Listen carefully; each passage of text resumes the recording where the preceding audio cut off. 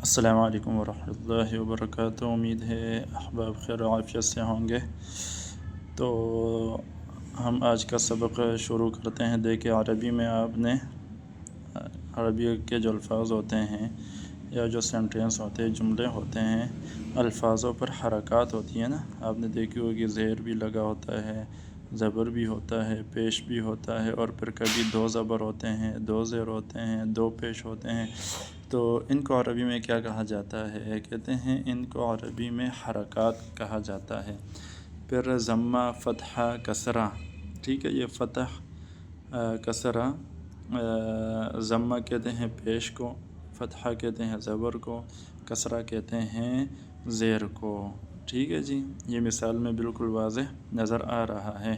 مثال دیکھیں، با لکھا ہوا ہے اور اس پر پیش لگایا ہوا ہے، با زیر بی، با پیش بو، با زبر با، ٹھیک ہے جی۔ یہ تین کی مثالیں ہو گئیں۔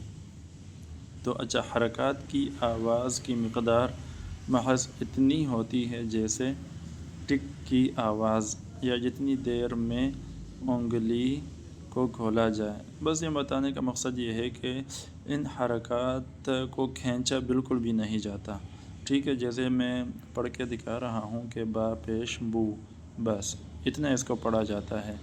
اب اس کو کھینچا نہیں جاتا کہ با زبر با، یہ غلط ہو جائے گا، ٹھیک ہے نا جی۔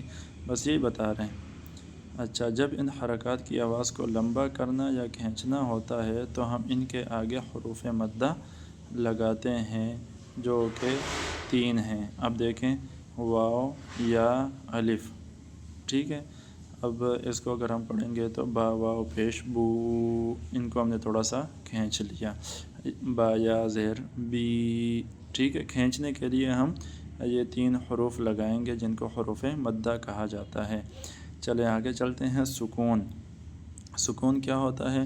آپ نے دیکھا ہوگا، ہم کوئی لفظ پڑھتے ہیں، بابن، یہ ہم نے پڑھا بابن، تو اب ہم جب اس پر وقف کریں گے تو ایک آواز پیدا ہوگی، تو کیا ہوگا کہ باب، اب بابن سے باب، یہ جو باب، اس صورت میں آگے اس پر ایک حرکت آتی ہے۔ آپ اس مثال کو دیکھیں، میں آپ کو ہائی لائٹ کر کے دیتا ہوں کہ یہ دیکھیں، یہ ادھر یہ نشان لگا ہوا ہے نا، یہ آپ دیکھیں با کے اوپر، واو کے اوپر یہ گول سا دائرہ، میں یہاں بنا کے بھی دے دیتا ہوں کہ یہ چھوٹا دال کہلاتا ہے، چھوٹا سا دال، یہ ساکن کہلاتا ہے، بالکل چھوٹا سا ہوتا ہے نا، تو اس کو کہتے ہیں ساکن کہا جاتا ہے، ٹھیک ہے جی۔ اس کو کیا کہا جاتا ہے؟ سکون، سکون والا حرف اس کو کہا جاتا ہے۔ سکون حرف کو ساکن کرتا ہے، یعنی حرف پر کوئی حرکت نہیں پڑی جاتی۔ اردو میں سکون کو جزم کہتے ہیں، جو حرف کے اوپر ایک چھوٹے دائرے، اب با کے بریکٹ میں دیکھیں، با لکھا ہوا ہے، اس کے اوپر ایک چھوٹا سا دائرہ بنایا ہوا ہے، اور میں نے اس کی ایک شکل بنا کر دے دی۔ اچھا جی، آپ نے دیکھا ہوگا دو زبر بھی ہوتے ہیں، دو زیر بھی ہوتے ہیں، دو پیش بھی ہوتے ہیں، تو ان کو کہا جاتا ہے تنوین۔ تنوین کسے کہتے ہیں؟ تنوین دو زبر، دو زیر اور دو پیش کو کہتے ہیں۔ جہاں تنوین آتی ہیں وہاں نون ساکن کی آواز پیدا ہوتی ہے، جیسے با دو زبر بن، یہ اب دیکھیں مثال سے بالکل واضح کر دیا ہے کہ با دو زبر بن، با دو زیر بن، با دو پیش بن۔ تو انشاءاللہ امید ہے آپ کو آج کا سبق سمجھ میں آ گیا ہوگا۔ اگر پھر بھی کوئی ڈاؤٹ ہے تو آپ ہمیں کمنٹ سیکشن میں سوال ہم سے پوچھ سکتے ہیں، اور ہم اپنا واٹس ایپ نمبر بھی دیتے ہیں، تو وہاں پر بھی آپ ہم سے پوچھ سکتے ہیں۔